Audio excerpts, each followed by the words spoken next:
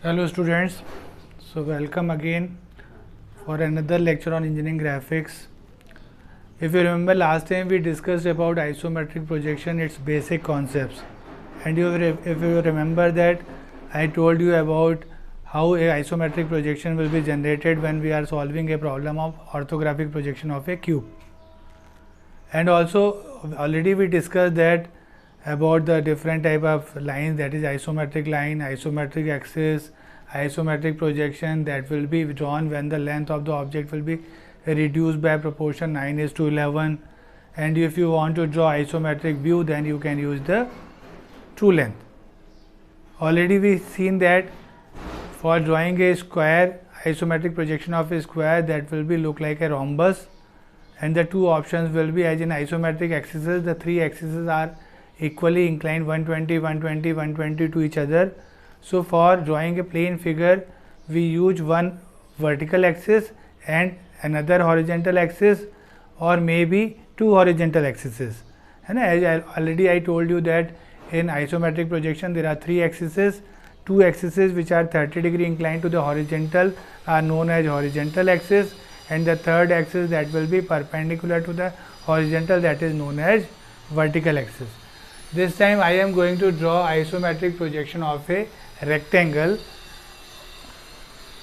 Already I told you that there are only two plane figures, that is square and rectangle, in which all the lines can be isometric lines. So if you want to draw isometric projection of these two figures, that is the easiest one, as you know that isometric projection of a square will be a rhombus. Same way, if I want to draw isometric projection of this rectangle, I have drawn this rectangle will be an orthographic projection of a rectangle of any particular dimension. Suppose this will be, length will be L, and this will be D. These are the dimensions. If I want to draw isometric projection of this rectangle, then there are two options. Either this will be a front view of the object, or maybe the top view. So whenever this will be front view, as if this will be front view, then these two longer sides are parallel to HP, and these two sides are perpendicular to HP. So these two will go on vertical axis and these two go on horizontal axis. It means I am going to use two axes of isometric projection. One will be vertical, that is 90°, and second will be at 30°. So I have drawn a line at 30° and another line at 90°.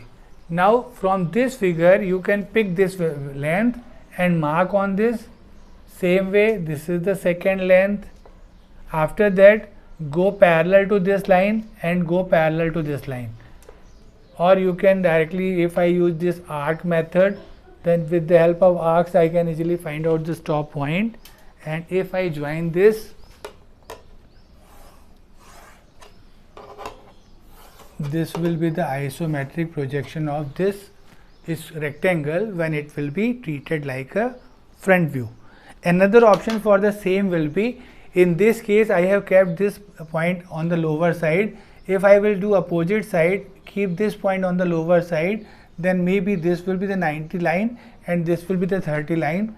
So again the same method if I apply, then the projection will be same length I will pick from that figure, and the rectangle will be like this. So these are the two options for drawing the same isometric projection of the same rectangle. Just these two are the mirror image of each other.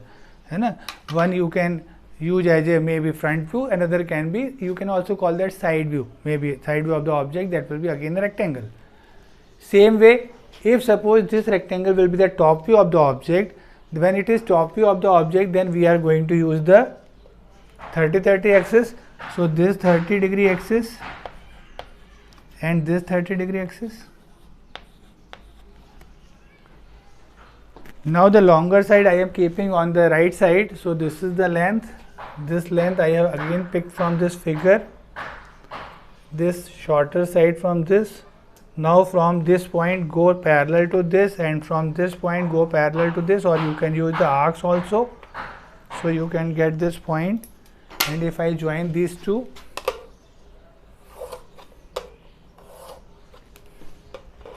that will be the isometric projection of this rectangle when this rectangle will be treated like a top view. Another option just opposite to that, this time I am keeping this end on the downside. So again this angle 30, this angle will be 30 degree. As I told you, whenever the object will be top view, both the sides will be on the horizontal axis, that is 30-30. Again the same method, if I apply, the figure will be like this. So very simple method, and similar figures we are getting. So we understand that isometric projection of a square will be a rhombus and isometric projection of a rectangle will be a parallelogram. But apart from these two figures, all the figures must have non-isometric lines.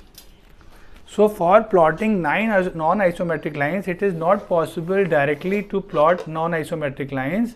So what we will do, we will use isometric lines, and with the help of those isometric lines we will plot the non-isometric line. Suppose I will take a simplest figure, that is a 3-side figure, that will be a rectangle. Suppose I will take a rectangle of 50 mm side. Suppose this length will be 50 mm on the same figure I am using, and I will want to color this one like this. So this is the base side of my rectangle, and the other two sides of the rectangles are 40 mm and 30 mm. So I will take an arc of 40 mm from this side and an arc of 30 mm from the opposite side, and I will get the triangle. Now look at this figure.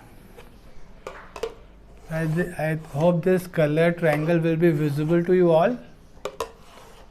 If you look at this figure, this will be a triangle, and this triangle will be having sides 50 mm, 40 mm and 30 mm. And actually the problem will be, I want to draw isometric projection of this triangle. As in this triangle, suppose this triangle will be front view, then this bottom line, if I name this rectangle, then I can call this A, B, C, D. Oh, sorry. This triangle, that will be A, B and C. Now in this triangle A, B, C, this A, B will be a horizontal line, but these two lines are inclined to baseline, means inclined to HP. So these two sides, that is AC and BC, are non-isometric lines. If I suppose this triangle will be a top view of the triangle, then again this side will be parallel to VP as well parallel to HP, though that can be treated like an isometric line, but again these two lines are non-isometric lines, and it is not possible to plot non-isometric lines directly. So what we will do, we will close that particular figure in a figure which is having all the sides as isometric lines, and those two figures are maybe a square or a rectangle.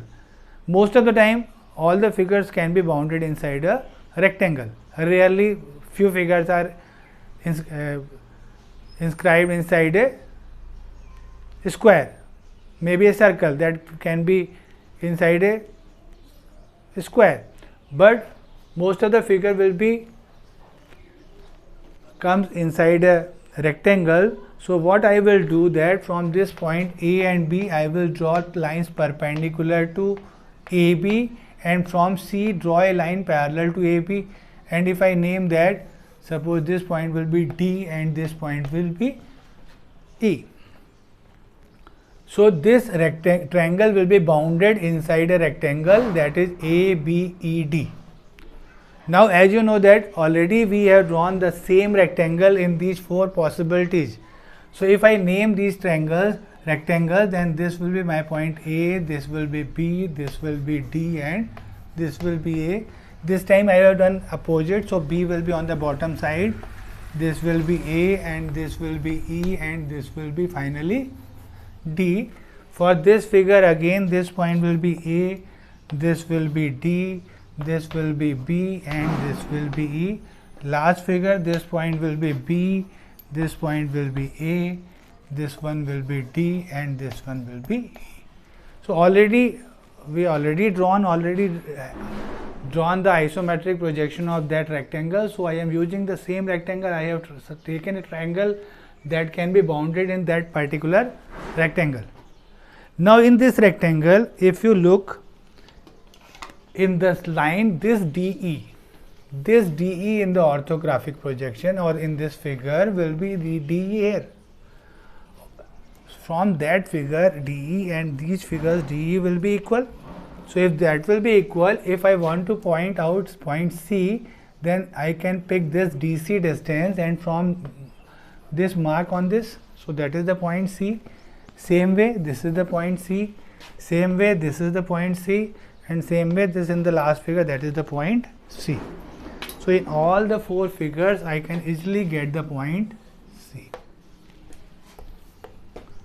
Now if I join this C with A and B, I can easily get the isometric projection of my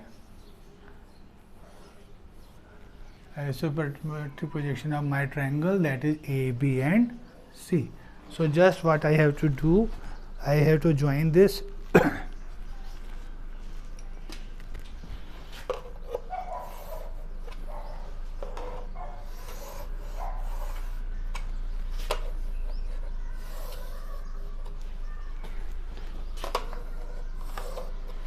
same in this figure.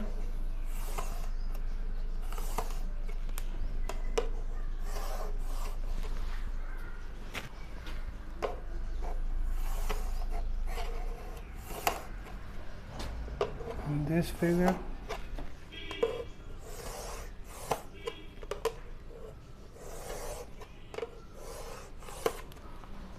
And finally in this figure. So in all the four possible positions, 2 positions for the front view and the 2 positions for the top view. I have drawn isometric projection of this triangle. So look at these figures. So these figures are the isometric projection of a triangle of sides 50 mm, 40 mm and 30 mm. Now I want to show very interesting facts about these figures. If you look at these two figures, I told you these are the possibilities when the triangle will be front view, but these two figures look like different, they are not same. Same way these two figures are the options when we are drawing this, supposing this triangle as a top view. And again if you look at these two figures are little bit different. If I observe, then this will be matching with this one.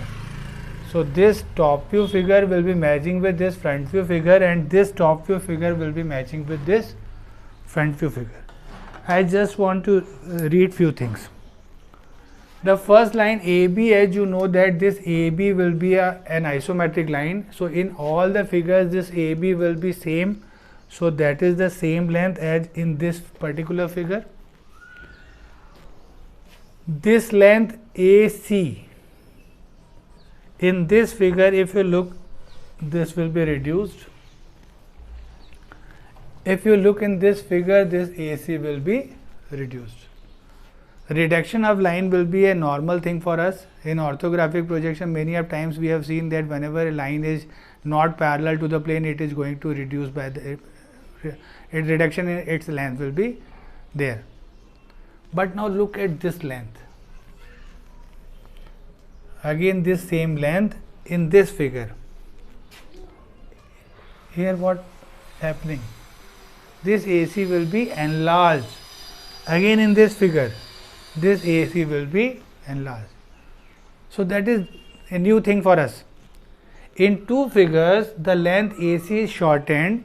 In two figures, the AC length will be enlarged.